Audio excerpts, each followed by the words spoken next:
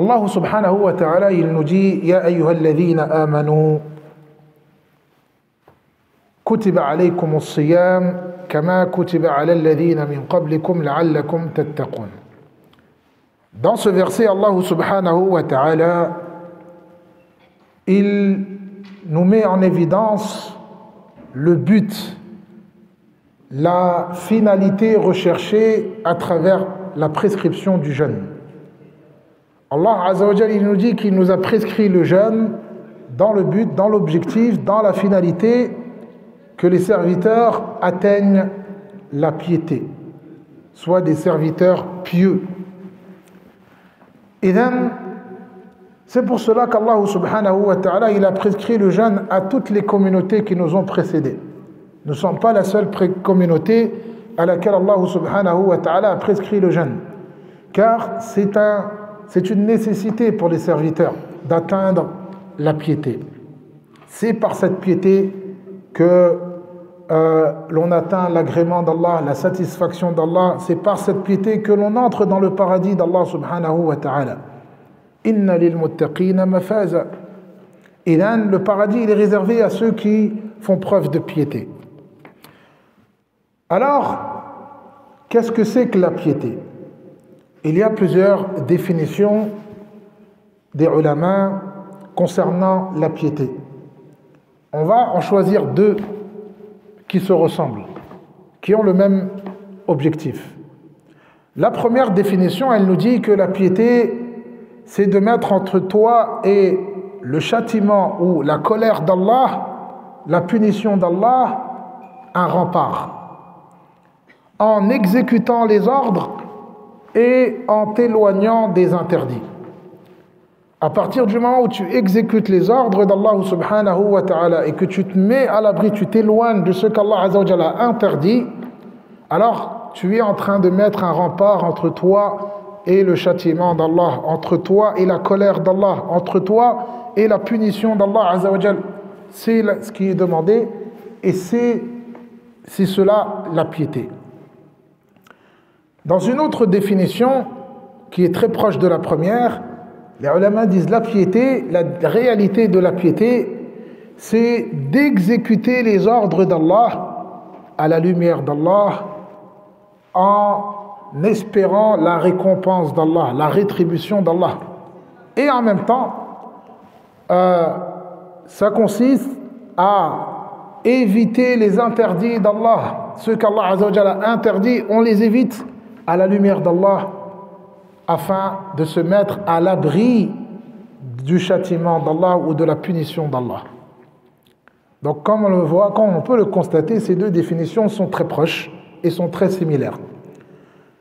Elles nous disent que la piété consiste à obéir à Allah et à se mettre à l'abri de ce qu'Allah a interdit afin d'être récompensé, rétribué et en même temps afin de se mettre à l'abri du châtiment d'Allah azza wa jalla. C'est ça la piété. Et là, lorsqu'on jeûne, on observe ces deux choses. On exécute les ordres d'Allah, on jeûne. Pour Allah azza wa jalla, c'est un ordre. Allah il nous a donné l'ordre de jeûner, alors on jeûne. On s'abstient de manger, de boire, on s'abstient de tous nos plaisirs pour Allah subhanahu wa ta'ala. Et en même temps, on se met par cela à l'abri de la colère et du châtiment d'Allah subhanahu wa ta'ala. C'est la réalité de la piété. Et là, les ulama, ils nous disent que toute personne qui jeûne durant le mois de Ramadan et qui se voit durant le mois de Ramadan faire de bonnes actions. Durant le mois de Ramadan, on va plus aller à la mosquée. Durant le mois de Ramadan, on va éviter les mauvaises fréquentations. Durant le mois de Ramadan, on va éviter certaines choses qui nous poussent à faire du mal. On va éviter certaines personnes qui nous poussent à aller dans des choses ou dans des environnements qui ne sont pas louables. Et then, tout cela, ça veut dire qu'on a en nous de la piété. Ça veut dire qu'on est pieux quelque part. Il ne faut pas croire que la piété, c'est pour une catégorie de personnes, c'est que eux les pieux. Non, tout le monde peut faire preuve de piété. Et là, à partir du moment où tu jeûnes le mois de Ramadan, tu t'abstiens de ce qu'Allah Azza wa Jalla a interdit, tu obéis et tu exécutes les ordres d'Allah subhanahu wa ta'ala, tu lis beaucoup le Coran, tu fais beaucoup de bonnes actions, tu viens plus à la mosquée, ça veut dire qu'au fond de toi, tu as une lueur de piété. Et donc, c'est à toi d'alimenter cette piété, même après le mois de Ramadan, en continuant les bonnes actions, en continuant à fréquenter la mosquée, en continuant les bonnes œuvres que tu faisais durant le mois de Ramadan. Car la piété, ce n'est pas que pendant le mois de Ramadan. Le mois de Ramadan, quelque part, Allah subhanahu wa ta'ala, durant le mois de Ramadan, Allah il nous donne un coup de pouce. On peut dire ça comme ça. Les shayatines, ils sont enchaînés. Donc, les shaytans, il a moins d'emprise. Donc, on a plus l'opportunité, plus l'occasion, plus la facilité de faire preuve de piété. Mais ça ne veut pas dire qu'en dehors du mois de Ramadan, on ne peut pas. Il suffit juste d'être un peu plus motivé durant le mois de Ramadan, durant et après le mois de Ramadan, et identifier ce qui pourrait nous empêcher de faire les bonnes actions en dehors du mois de Ramadan et de les éviter en dehors du mois de Ramadan. Si je sais qu'en dehors du mois de Ramadan ou durant le mois de Ramadan, j'ai évité telle personne, c'est ce qui a fait de moi une meilleure personne durant le mois de Ramadan, alors après le mois de Ramadan, j'évite telle personne.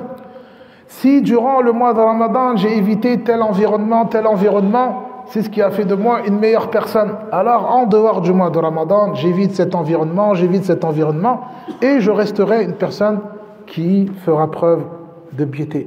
Et là, le mois de Ramadan, c'est une période où on va quelque part recharger les batteries. C'est une période où on va se prendre des initiatives, et puis on doit poursuivre ces efforts et ces initiatives après le mois de Ramadan. هذا ما تيسر وآخر دعوانا الحمد لله رب العالمين وصلى الله على نبينا محمد وآله وصحبه أجمعين.